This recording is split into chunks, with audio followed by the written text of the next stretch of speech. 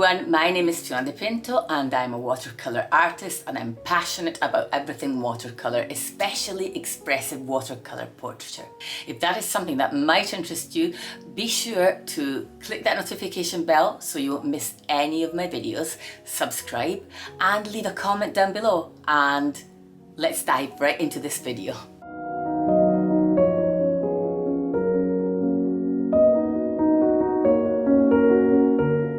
So as I mentioned in the title, I want to talk about our most common watercolour struggles or mistakes. And the most common one I've seen is people coming from other mediums like oils or acrylics, and they pick up their paint way too thick. So in watercolour, we start with really fine layers and then we gradually build up to thicker layers as we go towards the details. When we paint with watercolour, we almost have to think that we are painting with tinted water initially. And by repeatedly staining the paper with this tinted water, we are layer by layer creating a painting. The second struggle is almost the opposite of the first one, and that is painting with too much water or not being able to control the water. When the water bleeds beyond the sketch outline, then the pigment will be carried to that area as well.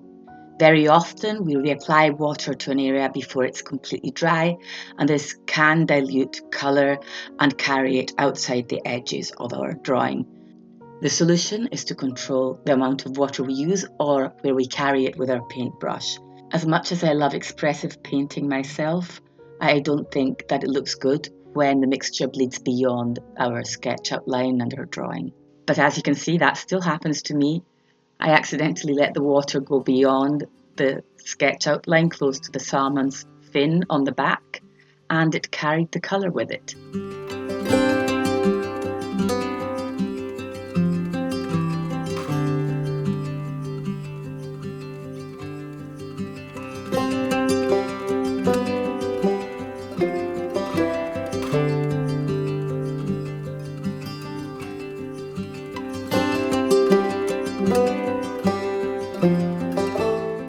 Learning how to mix your colours.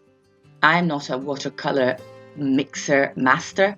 Sometimes it also comes down to how much you love this kind of thing, mixing your own colours. I have to admit I'm a little lazy when it comes to that. But my advice is starting by learning how to mix a green, a purple and an orange. This way you can start exploring watercolour mixing nice and easy without any pressure.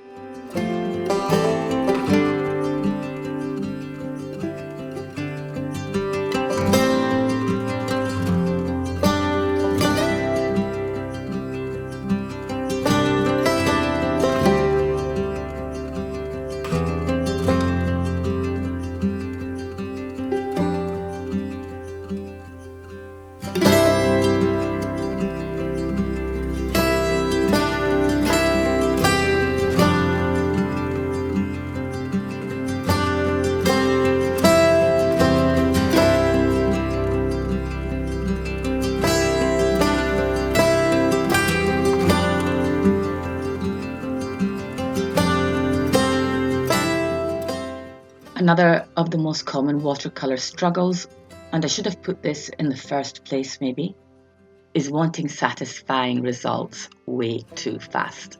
It takes a while to understand watercolour. You have to be patient with yourself and you have to keep practicing. Just like we don't expect to go to the gym and develop huge muscles within 2-3 weeks, then we shouldn't expect to create watercolour masterpieces or something that we're always satisfied with, always happy with, right at the beginning. So be forgiving with yourself, and most importantly, do not give up, because you will see improvement if you keep practicing.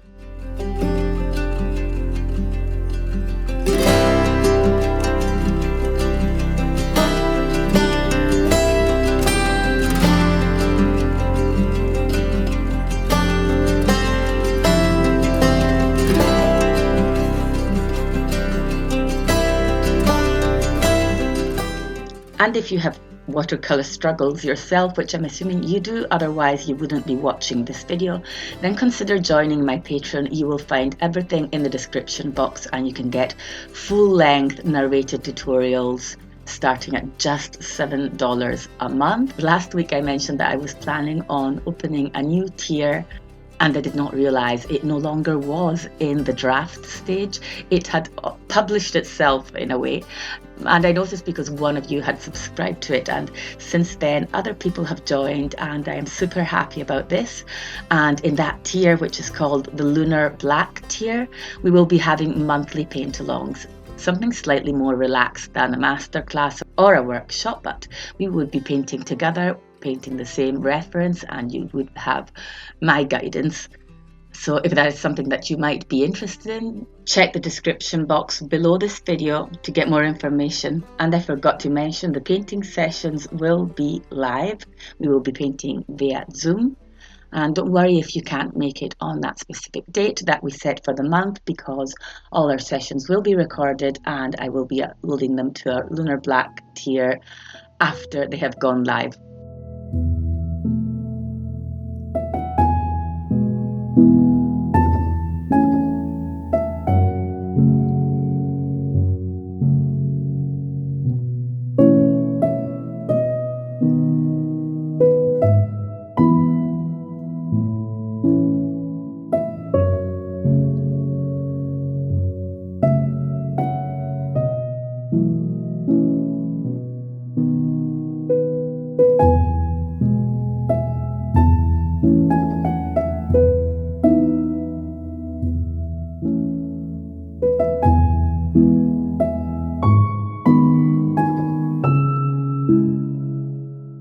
Another one of the most common watercolor struggles is learning to create the consistencies and understanding how much water you need to use in a mixture and how much paint you need to use in a mixture.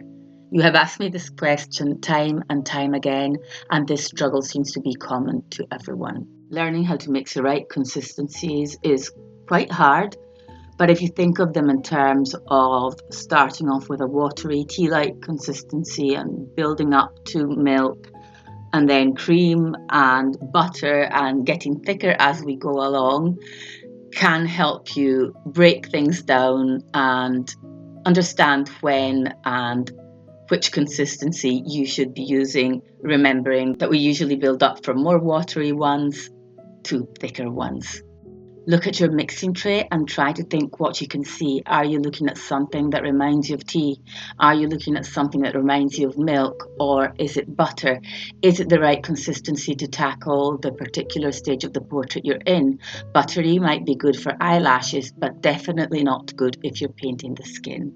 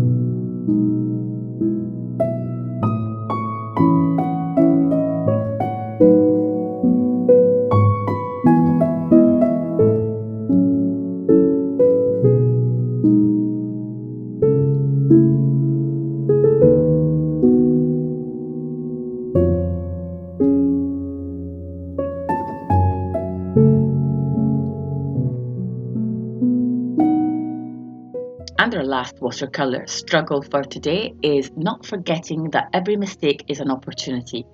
Not only an opportunity to learn more, but also to discover new things. You might discover that what are typically considered flaws in watercolour, like backgrounds, blooms and hard edges, are something that you love and that you want to incorporate into your work, and that can also help you to find your own style.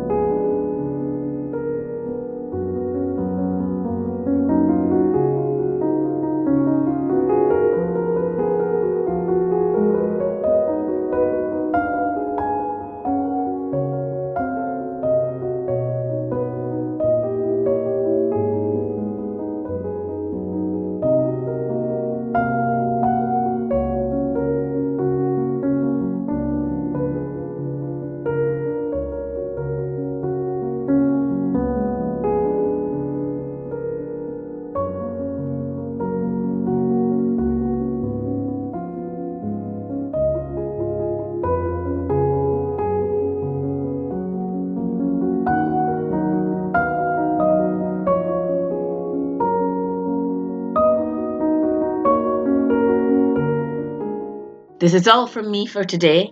Thank you so much for being here. It means the world to me.